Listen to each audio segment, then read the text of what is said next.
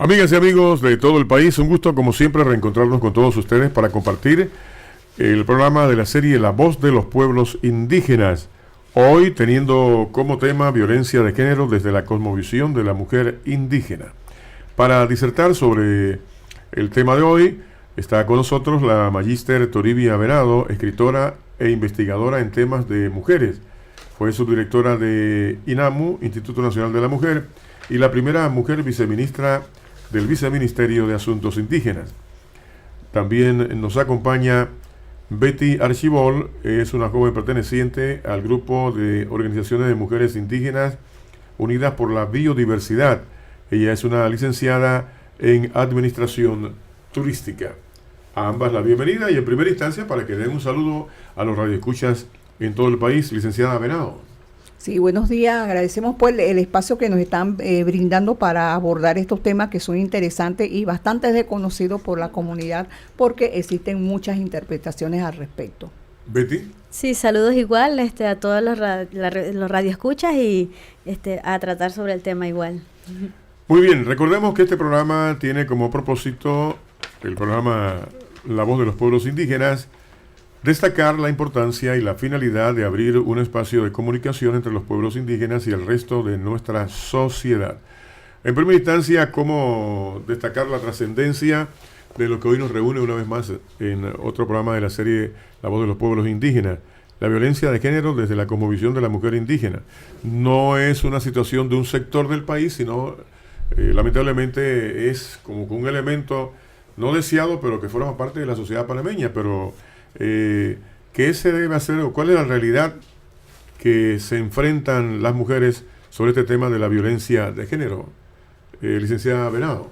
Bueno, respecto a este tema de la violencia de género, usted sabe que es en las últimas décadas es que se viene sensibilizando a la sociedad en general y al mundo de que sobre la temática de los derechos humanos de la mujer, sobre la violencia que se cometen cuando no se garantizan sus propios derechos específicos, porque nosotros tenemos que hacer digamos como una separación, porque están los derechos humanos en general, pero últimamente los derechos humanos no constituyen una situación estática, sino que los derechos humanos se construyen, avanzan y se multiplican.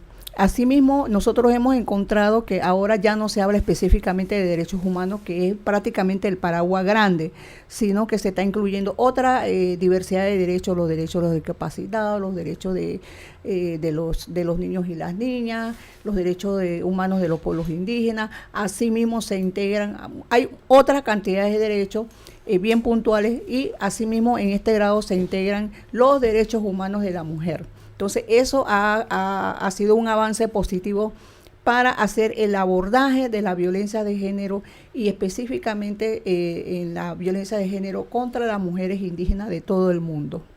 Bueno, luego de este argumento de la licenciada Venado, seguramente Betty Archibol también tendrá otras consideraciones sobre ese escenario que afortunadamente hoy día hay más instituciones públicas y privadas comprometidas con erradicar de raíz todo esto, ¿no?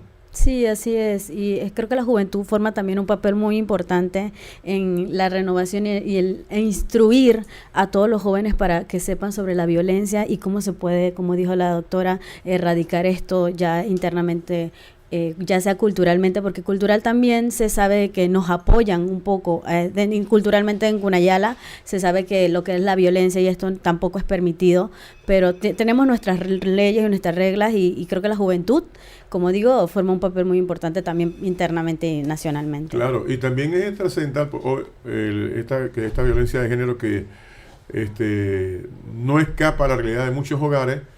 A lo mejor también que los que son responsables de ese hogar entiendan que hay que tener un cambio de actitud, que a lo mejor patrones que antaño no se publicitaban mucho, pero porque la violencia de género no es de algunos años para acá. Así es. Sino que lamentablemente en décadas anteriores esto ocurría, pero se mantenía en silencio, ¿no? Se considera que era un problema problema entre marido y mujer. Entonces, o sea que dentro del contexto del hogar, y también había vamos a decir, ese sostenimiento de que en problemas de violencia de género de marido y mujer nadie se tenía que meter. Eso es lo que prevaleció, y así nosotros pues recordamos cómo se realizaban esta clase de violencia, donde nadie intervenía, ni siquiera los mismos integrantes de la familia podían intervenir para un poco aplacar o separar esta clase de violencia en hogares, porque era casi como pensar que era un delito que una persona de afuera del hogar tratara de separar o de hacer algo para evitar esta clase de violencia. Entonces, pero a la larga los estudios demostraron que las violencias contra las mujeres, primero que todo, acababa unilateralmente con la vida de la mujer. El hombre quedaba totalmente impune como un derecho que él tenía, un derecho de propiedad sobre la vida de las mujeres.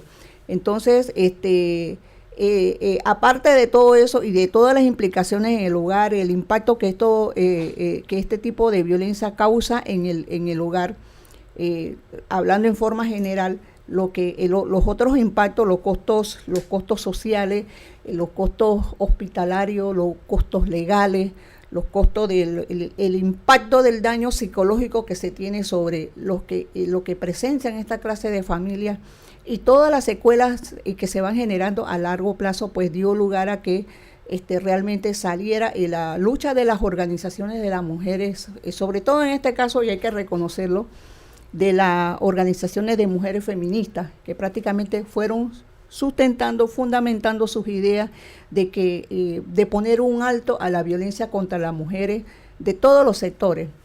Eso no incluye a las mujeres de los pueblos indígenas, porque igual protección tienen las mujeres indígenas contra la violencia de género.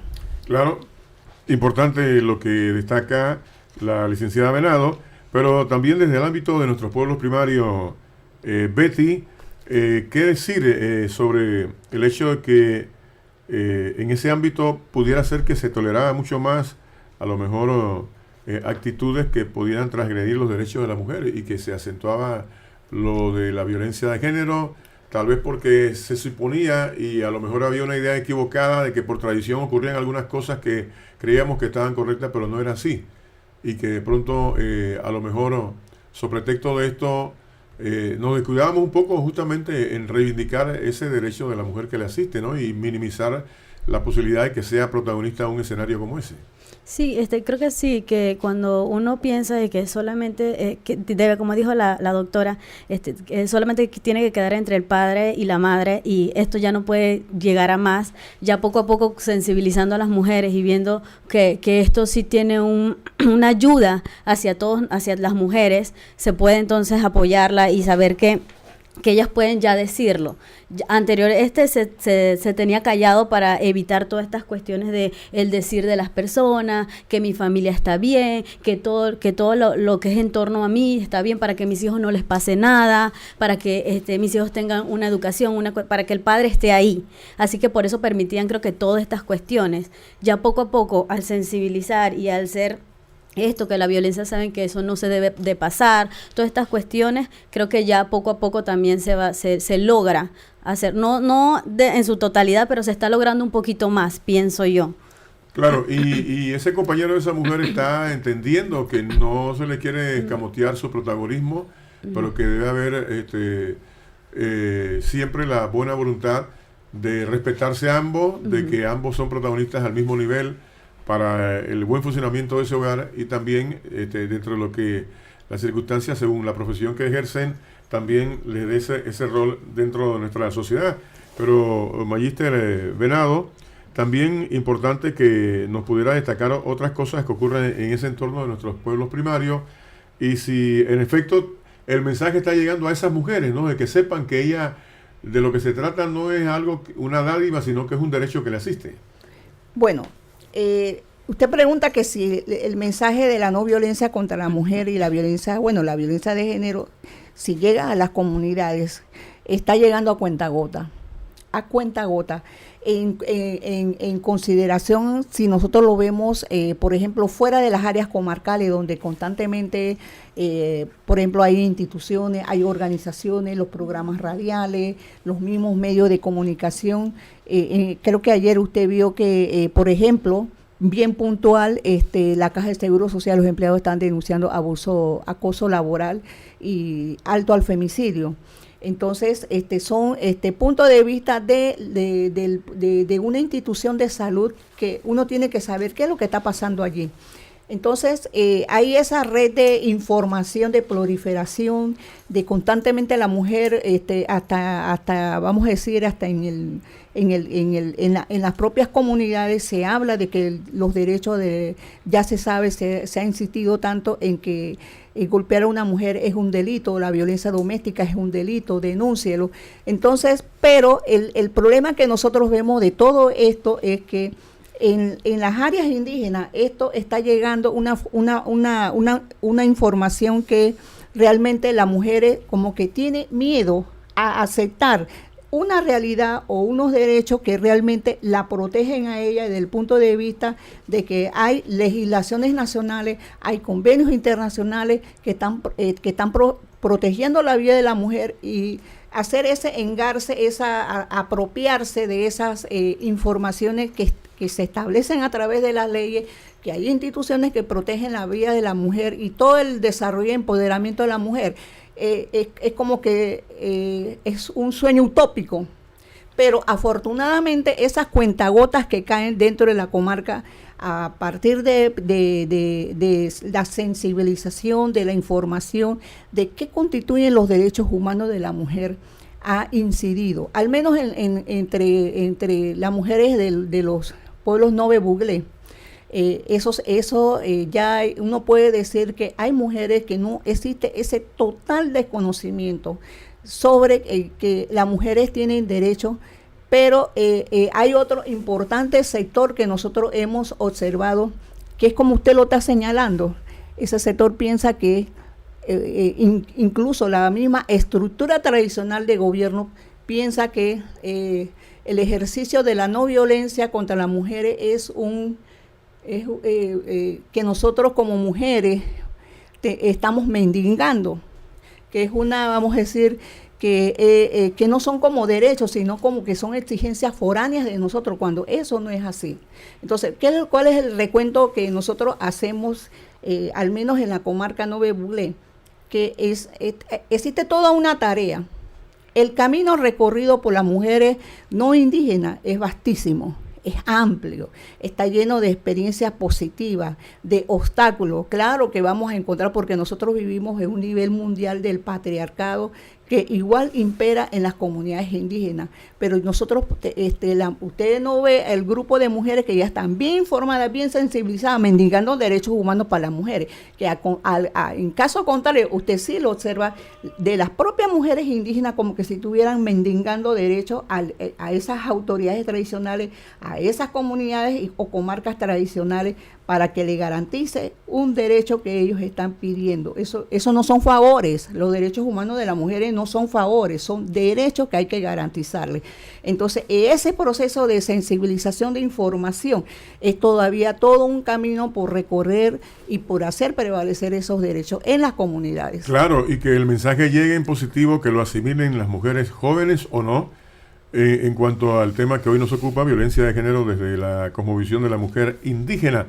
Pero Betty, como una dama joven, los jóvenes, la generación de la que eres parte, está también sintiendo que es su deber contribuir a ilustrar a esas mujeres que a lo mejor absorbidas por sus labores de la familia, del hogar, del cuidado de los niños, que ya pasó un tiempo, aunque nunca es tarde para formarse en una profesión o para estudiar, pero que sin embargo ese rol de madre, de las que conducen el hogar, a lo mejor les margina de la posibilidad de ilustrarse de mejor manera, como la oportunidad sí la tienen las jóvenes, como es tu caso. Entonces, en consecuencia, ser facilitador de que el mensaje llegue a esas mujeres que por las razones que hemos destacado están un poquito marginadas de la información oportuna, de que el mensaje les llegue como debe ser y que entiendan de qué se trata este tema de la violencia de género, que no solamente es la violencia física, sino también cómo impactan las palabras groseras que dejan laceraciones en el ámbito emocional de la mujer. Bueno, en el área de Cunayala, gracias a Dios, tenemos grandes líderes, mujeres, de que nos pueden instruir bastante y que tenemos ese poder de poder decir, valga la redundancia, poder decir de que nosotros podemos seguir adelante, podemos tener estudios, podemos tener un gran conocimiento, podemos venir a la ciudad. Bueno, falta es la economía. Siempre en los pueblos indígenas dicen que falta la economía, falta esto, y es casi la mayoría de las veces es cierta, pero las mujeres que han tenido la posibilidad de poder venir acá a surgir, estudiar, ya sea para sus hijos o para ellas mismas, han habido muchas y tengo bastante experiencia en esa parte de mi propia mamá, en que ha podido entonces ella surgir, ella ha podido seguir adelante y gracias a Dios tener una muy buena base, ya sea política, ya sea como lideresa. Claro, y en ese aspecto, Betty, ¿crees que la mujer hoy día y en este caso la indígena está teniendo esa oportunidad para empoderarse y tener un protagonismo, puede ser en el ámbito políco o sin embargo también en otro tipo de actividades? Sí, solamente lo que pasa con las mujeres es que a veces nos cohibimos en no querer surgir, en no querer poder ir y hacer las cosas, pero hay mujeres que se han atrevido, como la doctora que se ha atrevido, le hago otro ejemplo, como mi mamá Petita Yarza, que actualmente está para una lección.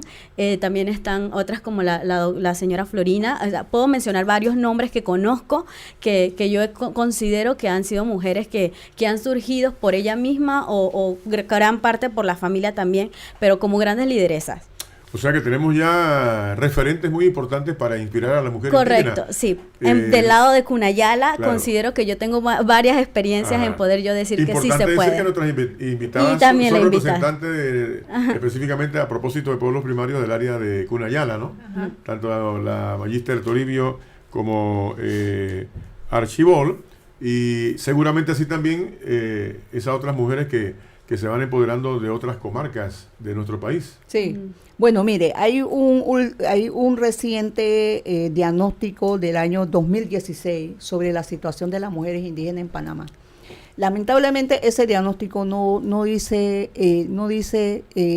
habla del empoderamiento de la mujer, no habla de la autonomía de la mujer, no habla en el sentido en sentido, vamos a decir, de que es en sentido negativo, sino lo que señala es que la mujer en general de país carece de esas fortalezas y que se han prácticamente negado esas capacidades. Entonces, ¿qué pasa? La forma de lo que se está observando es que precisamente la violencia, el desconocimiento de los derechos humanos, el garantizar los derechos humanos de la mujer ha incidido en la falta de empoderamiento que tiene la mujer, en que ella realmente sienta esa fortaleza de que es su deber como un derecho humano de participar en la toma de decisiones de las comunidades y del Estado en general, de participar de las funciones públicas en las comunidades y del Estado en general. Entonces, sin embargo, precisamente nosotros como mujeres hemos tratado y estamos en eso, y una de las observaciones que sí nosotros, que puede ser, nosotros podemos mencionar que es como un resultado de ese trabajo, de ese cabildear en la temática de los derechos específicos de las mujeres, es que, por ejemplo, en la comarca 9, eso es un gran obstáculo que nosotros tenemos que superar, y estamos haciendo todas las actividades que sean necesarias para dar ese empoderamiento, porque realmente el sistema patriarcal, el sistema tradicional que nosotros vivimos como mujeres novebugle, que somos la mayoría de las poblaciones indígenas de este país, después sigue Gunayala y después la comarca Emberá. Entonces, ¿qué es lo que nosotros estamos observando? Vamos a decir, producto de ese cabildear y ese accionar en la temática de los derechos humanos. Por ejemplo, en cuanto a la participación política, y sí reconocemos que la candidata del PRD, Petita Yarza, estamos observando, las mujeres NOVE en el periodo de gobierno anterior comenzaron a participar, Pero usted viera ahora, sería bueno hacer un análisis, y eso nosotros le estamos dando seguimiento de todas las mujeres Nove Buglé que participaron para los diferentes puestos de elección popular. Y usted viera los análisis, casi ninguna salió. Eso es indicativo. No salió ninguna para mujeres realmente íntegras, luchadoras, preparadas, lideresas de sus comunidades, preparadas, pero que no salieron. ¿Y a qué atribuye usted que en esa intención de ser representante del ámbito de lo político de su pueblo, de las mujeres, no lograron el voto? No logramos el voto. Yo creo que la confianza de su propio pueblo. No es falta de confianza, es el sistema patriarcal que tenemos nosotros a través de nuestras autoridades. En las comarcas indígenas, al menos en la Nove Buglé, mandan los hombres. Y usted vieran todas las actividades que se hicieron, todos los obstáculos, todas las zancadillas que se pusieron desde que la mujer llegó a presentar su postulación para los diferentes puestos de elección. Nos tocó ahora observar tras bastidores todo el accionar, cómo se manipulaban, lo que nosotros quizás, no sé cómo, porque no he escuchado así denuncias fuera de las provincias, pero sí lo observamos en las comarcas. O sea, violaciones al código electoral, procedimientos que no se debían hacer, pero todo eran dirigidos prácticamente a descalificar o negar la participación de la mujer para que no llegara. Y ahí están los resultados. La mayoría de los candidatos hasta el momento, ahora faltan las otras campañas de las otras postulaciones por los diferentes partidos. Hasta ahora, todas esas mujeres han caído. No es porque no tiene, entonces eso quiere decir que entre los Nove, los hombres tienen mayor credibilidad que las mujeres. Eso es lo porque cualquiera puede hacer ese análisis, claro, que las mujeres no tienen ese liderazgo o esa entereza o la suficiente preparación para llegar a esos puestos de elección. Es como la participación política de las mujeres no indígenas que llegan a la asamblea. No todas las mujeres no indígenas que llegan a la asamblea, su agenda de trabajo va a incluir la agenda de trabajo o el reconocimiento de los derechos humanos de la mujer. Eso así mismo va a ocurrir aquí, ocurre en comunidades, por ejemplo, como la de la comarca Nove Buglé. Pero que por ejemplo hay una candidata que no salió, pero nosotros estamos dirigiendo nuestro accionar, nuestra visión política de que se incluyan en la agenda de trabajo de las candidatas mujeres. El tema, aparte de las otras prioridades que tienen de acuerdo a sus circuitos, sus comunidades, su corregimiento, la agenda de trabajo, ¿qué van a hacer por las mujeres? Porque el Tribunal Electoral, ¿qué dijo?